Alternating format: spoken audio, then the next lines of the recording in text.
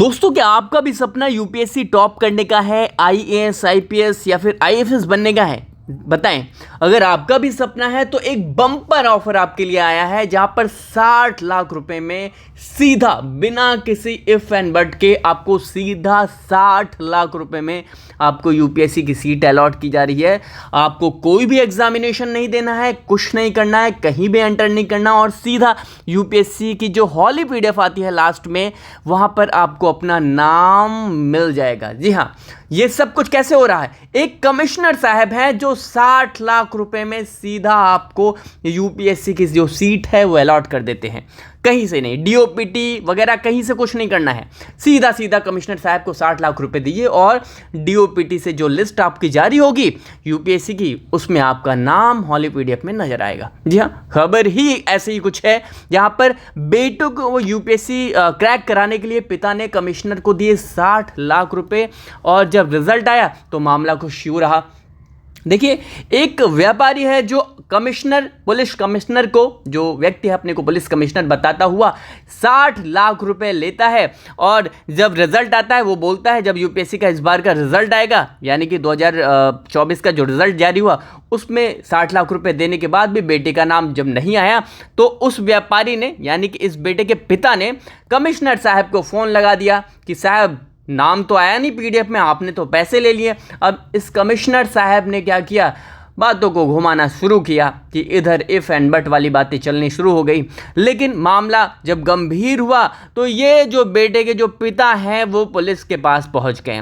मामला ये कुछ यूं था कि भाई, ये जो पिता है, इसका जो बेटा है, इरशाद खान पिता का नाम है, इसका जो बेटा है वो 4 बारी से यूपीएससी की परीक्षा में फेल हो रहा था, असफल हो रहा था, यानी कि उसका प्रीलिम्स एग्ज़ाम या मेंस जो भी वो क्वालिफाई नहीं हो रहा था।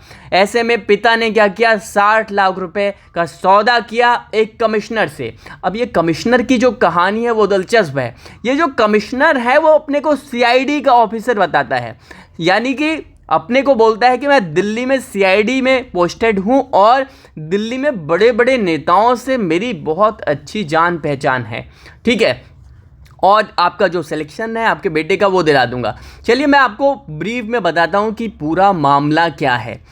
चलिए, मैं थोड़ा सा यहाँ पे एंटर करता हूँ, ब्रीफ में आपको ये बताता हूँ कि पूरा मामला क्या है। देखिए, बेटे को पास कराने के नाम पर पिता ने 60 लाख दिए थे, रिजल्ट आया तो नाम उसका मिला नहीं पीडीएफ में। मामला ही कुछ यूँ है कि भाई, आप देख सकते हो कि मुंबई में एक शख्स के साथ बड़ा धोखा हुआ, जहां उसे UPSC civil service examination pass कराने का झांसा देकर करीब 60 लाख रुपए की ठगी की गई।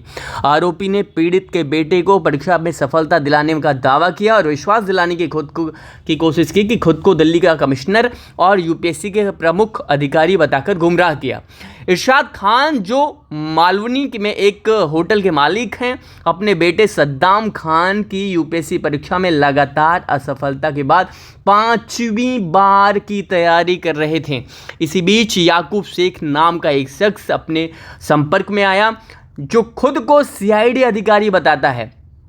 यानी कि जो शख्स है याकूब खान, जो सीआईडी ऑफिसर यानी कि अपने को कमिश्नर बता रहा था, और जिस ठगी का जो शिकार हुआ है वो भाई, यहाँ पर शिकार जो हुआ है उसका नाम है सद्दाम खान, ठीक है। तो ये क्या है, बताकर अपने प्रभाव दिखाता। याकूब ने इरशाद से कहा कि उसके पास ऐसे लोग हैं जिनके उनके बेटे की परीक्षा में सफलता सुनिश्चित करा सकते हैं। अब जब बेटे की बारी आई तो जो पिता है वो भावुक हो गए। 4 बार बेटा असफल हो रहा था परीक्षा में, अब लगा कि 5वीं बार 60 लाख रुपए में ही काम हो रहा है, मात्र 60 लाख रुपए में, और जीवन भर की जो गारंटी है एक अच्छी जॉब की, ऑल इंडिया सर्विस की, वो मिल जाएगी, वो भी आईएएस, बिल्कुल मात्र 60 लाख रुपए में। अब एक बात बताओ, अगर कोई 60 लाख रुपए देकर आईएएस जैसी सीट खरीद रहा है तो उसका मोटो क्या होगा? मोटो तो यही होगा ना, यहां पर सिर्फ और सिर्फ ये जो व्यक्ति है जो ठगी कर रहा है वही नहीं जिम्मेदार है, अपराधी वही नहीं है, बल्कि अपराधी इरशाद खान है, जो अपने बेटे के लिए भी 60 लाख रुपए दे रहा है। रीजन क्या है?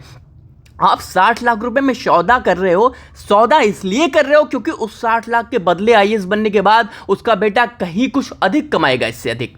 यही है। तो आउटपुट एट द एंड देखो, जब इस पर कोई बात नहीं करता, खबरें बस यही चलाई जाती हैं कि 60 लाख की ठगी का शिकार हो गया वो बंदा। लेकिन वाकई में हकीकत यही है कि भाई 60 लाख रुपए आपने इसलिए ही दिए कि इसके बदले भविष्य में यहां पर उसे अधिक से अधिक अपनी नौकरी में कमाई कर पाएगा वो। आपका मोटो ये रहता है।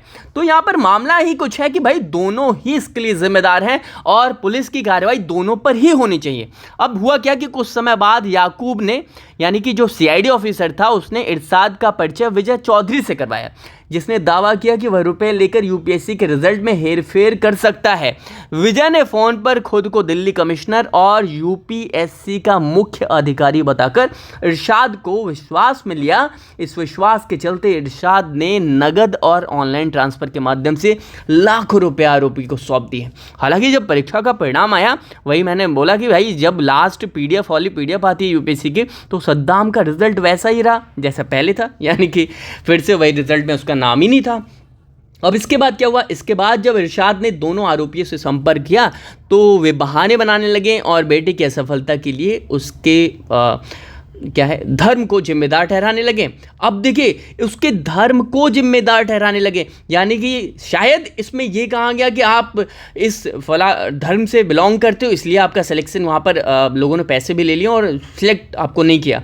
देखिए यहाँ पर कितना ज़्यादा गुमराह। देखिए, एक दोनों सेम धर्म के हैं, एक का नाम याकूब है और एक का नाम इरशाद है, दोनों एक ही धर्म के हैं, लेकिन धर्म देखिए अपने ही धर्म के नाम पर यहाँ पर इसको पैसे लेने थे। तो यहाँ पर ये क्या कर रहा है, जो इरशाद है उसको ये बहला रहा फुसला रहा है कि तुम्हारा हमारा धर्म के नाम पर हमारा सिलेक्शन हुआ, मैंने पैसे तो दे दिए। देखिए, उसके धर्म को जिम्मेदार ठहराने लगा। इस घटना के से ठगे जाने का एहसास होते ही इरशाद ने पुलिस से संपर्क किया और शिकायत दर्ज कराई।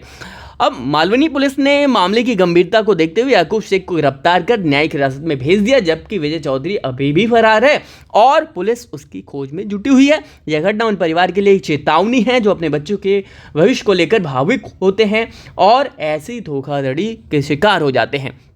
दोस्तों, मैं बार बार कह रहा हूँ, यहाँ पर जो गिरफ्तारी है वो गिरफ्तारी ना केवल से याकूब शेख की भी होनी चाहिए थी, बल्कि यहाँ पर गिरफ्तारी जो है वो सद्दाम की होनी भी चाहिए थी, यानी कि जिसने पैसे दिए। क्योंकि भाई आप पूरे सेवा को, ये जो पूरी सर्विस है उसको भी गुमराह कर रहे हो। यूपीएससी जैसी, और आप ये कह सकते हो इतनी बड़ी संस्था जो एकदम फेयर तरीके से एग्जामिनेशन को कंडक्ट कराती है, उसको भी आप गुमराह कर रहे हो, उसका नाम आप बर्बाद कर रहे हो।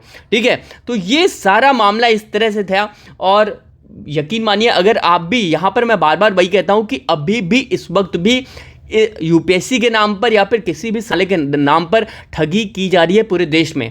इस ठगी से आपको बचना है। वीडियो कैसी लगी? इस वीडियो में आप अपनी राय दे सकते हैं, कमेंट में बताएं। इस वीडियो को अधिक से अधिक लोगों तक शेयर करें। चलिए, बहुत बहुत धन्यवाद। लाइक करते हुए शेयर करें।